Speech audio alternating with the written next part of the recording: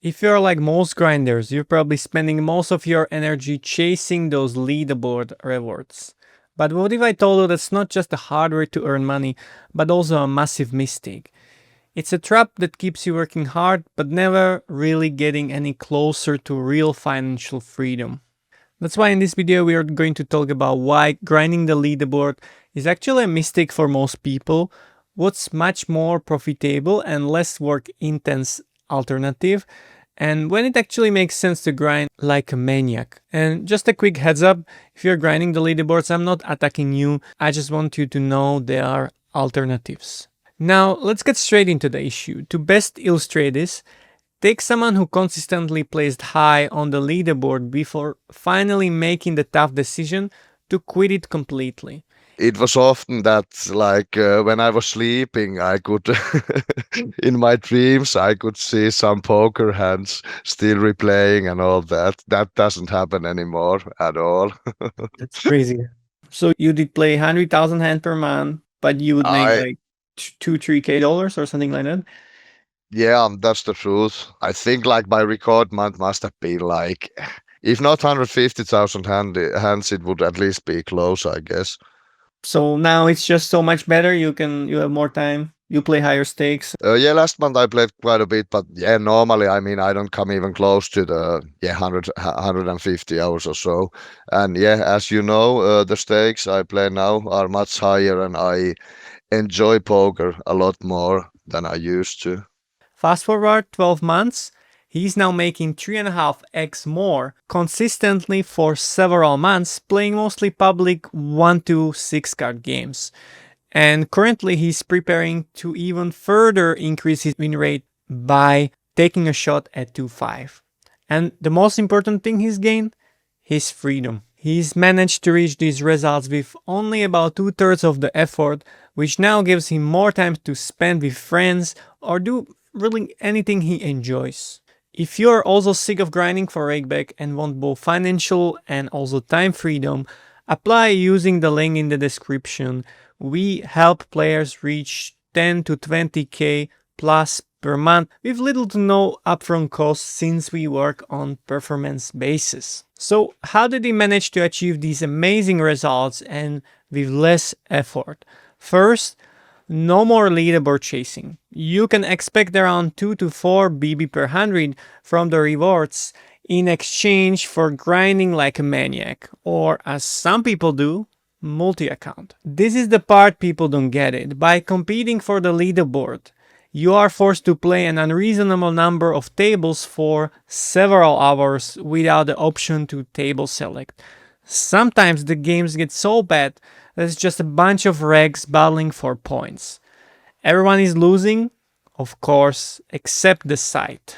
It's race to the bottom. Not surprisingly, most leaderboard grinders lose or are break-even at best, barely profiting from GG's hangouts. It's now obvious who the real leaderboard winner is. Now let's take one of the best case scenarios. You're break-even and consistently placing high on the leaderboard, earning around an extra 4 BB in rewards. The 4 BB per 100 win rate difference is actually much smaller percentage of your total win rate. If we put aside the jackpot fee and the site's rakeback, you are winning a total of 13 BB per 100, 9 BB to beat the rake and 4 BB from the rewards. That means the 4 BB per 100 is only about 30% of your total win rate.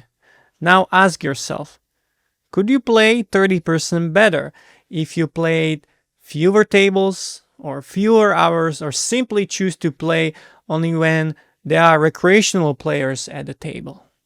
I am willing to bet that the difference between your performance in a 90-minute session versus a 3-hour one is already equal to at least the leaderboard rewards. So are you really gaining any extra win rate when you trade off your performance and table selection for a heavy grind? Or is it actually possible to have a much higher win rate with far less effort? On top of that, playing so many tables and hours turns you into an autopiloting robot, which contributes almost nothing to your improvement.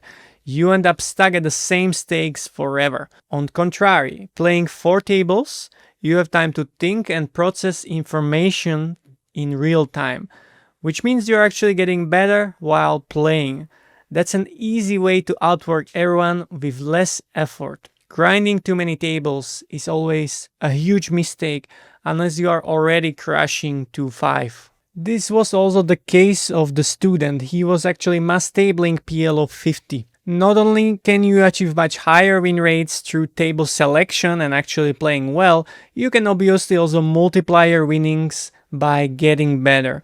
Even if it took you 2 years to reach 2-5, it would more than pay off in the long run, earning multiples of what would you make if you stayed at low stakes. And yes, it's scary to leave the comfort of mass tabling. It's not for everyone, and I get it. Not everyone will reach 2-5, but some of you have a lot of potential and are still grinding low stakes, even though you could be making much more. The same way my student did. And what we did is we used his strength, which was the ability to grind tons of hands, and fix his weakness, which was not being able to improve his game on his own. This alone resulted in him multiplying his winnings in a short span of time. Another huge mistake I see is people sticking only to GG. Not all tables should be automatically assumed being profitable. With such high rake, you need to be smart about the games you choose. Proper game selection is #1 skill in poker, and if you blindly play any table, you are unnecessarily bleeding due to rake. You will naturally have higher win rates simply by avoiding tough fields.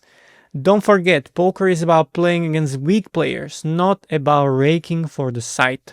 One of the best alternatives is currently the good old poker stars. Players achieve higher win rates compared to GG, and higher stakes when running are very profitable due to lower rake, which not only means variance-free win rate for you, but also the fish last longer and there is more money to be won.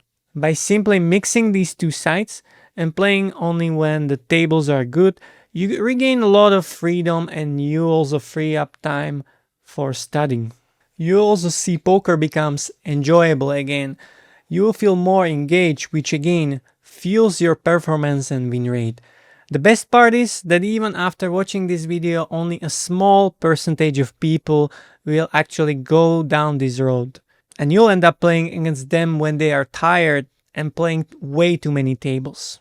The amount of EV there is to grab is insane. Their goal is to play as many hands as possible, simplifying their strategy just to get to the next hand as quickly as possible. Anytime you see someone playing 6 or more tables, you can be sure they are not paying enough attention to what's actually happening. And with no HUD on GG, you can play very exploitatively and punish them hard. You can widen your preflop ranges and be confident they won't adjust. They're just too busy keeping up with the constant action. They will lean towards being very straightforward, so you can simply fold whenever they show strength and attack whenever they check. If they are on the aggressive side, expect spewing and tilting.